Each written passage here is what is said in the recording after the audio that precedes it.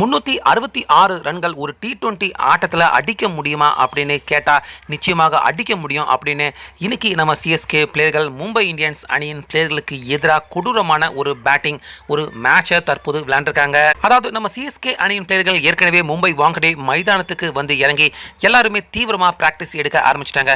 முக்கியமாக ஆயுஷ் மாத்ரே, குட்டி ஏபிடி டிவிலியர் இவங்க எல்லாருமே நம்ம சிஎஸ்கே அணி கூட இணைஞ்சு தீவிரமாக பிராக்டிஸ் எடுத்துக்கிட்டு இருந்திருக்காங்க. அதே போல் அதே மைதானத்தில் மும்பை அணியின் பிளேயர்கள் எல்லாருமே அவங்களும் இன்னைக்கு மத்தியானத்துக்கு மேல பிராக்டிஸ் எடுத்திருக்காங்க. இப்படி இருக்க நம்ம சிஎஸ்கே அணி பக்கம் சீனியர் பிளேயர்கள் இல்லாம அதே போல மும்பை இந்தியன்ஸ் அணி பக்கமும் சீனியர் பிளேயர்கள் இல்லாம ஜூனியர் பிளேயர்கள் அதே போல அன்கேப்டு பிளேயர்கள் எல்லாருமே சேர்ந்து மும்பை இந்தியன்ஸ் அதே போல நம்ம சிஎஸ்கே இரண்டு பேரும் ஒரு வார்ம் அப் மேட்சை இன்னைக்கு மத்தியானத்துக்கு மேல விளையாண்டுருக்காங்க.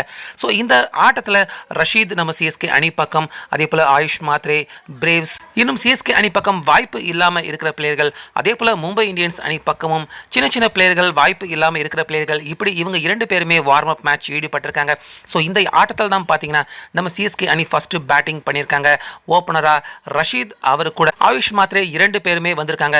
ஸோ ரஷீத் அவர் ஸ்ட்ரைக் எடுத்து முதல் 4 பந்து மட்டும்தான் விளையாண்டாரு. அதில் 8 ரன்கள் அடிச்சு ரஷீத் அவுட் ஆனாரு. ஸோ அதுக்கப்புறமா பார்ட்னர்ஷிப் போட்ட ஆயுஷ் மாத்ரே, பிரேவிஸ் இவங்க இரண்டு பேருமே கம்ப்ளீட்டா மிச்சம் இருக்கிற 20 ஓவர்கள் விளையாண்டுருக்காங்க.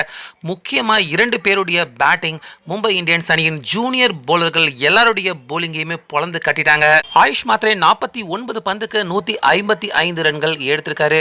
அதே போல பிரேவிஸ் ஒரு படி மேல போய் 67 பந்துகள் ஃபேஸ் பண்ணி 211 ரன்கள் எடுத்திருக்காரு. T20 ஆட்டம் ஃபார்மேட்ல யாருமே இதுவரைக்கும் 200 ரன் தொட்டது கிடையாது. ஸோ இது ஒரு அன்அஃபிஷியல் மேட்சாக இருந்தாலும் நம்ம சிஎஸ்கே அணி பக்கம் புதுசாக உள்ள வந்திருக்க இந்த இரண்டு பிளேயர்கள் ஆயுஷ் மாத்ரே அதே போல பிரேவிஸ் இவங்க இரண்டு பேரும் மும்பை அணியின் ஜூனியர் போலர்களை பொளந்து கட்டியிருக்கிறது இந்த மேட்சை வேடிக்கை பார்த்த ஹர்திக் பாண்டியா அதே போல ரோஹித் சர்மா இன்னும் சக மும்பை இந்தியன்ஸ் பிளேயர்கள் எல்லாரையுமே அடி வைத்த கலங்க வச்சிருக்கு. அதே போல இவங்களை நம்பி எடுத்த நம்ம MS தோனி, முக்கியமா காசி விஸ்வநாதன் இப்படி எல்லாருமே இவங்க இரண்டு பேருடைய இந்த பேட்டிங்கை பார்த்து ரொம்பவே நெகிழ்ச்சி அடைஞ்சு பயங்கரமா மகிழ்ச்சி அடைஞ்சிருக்காங்க.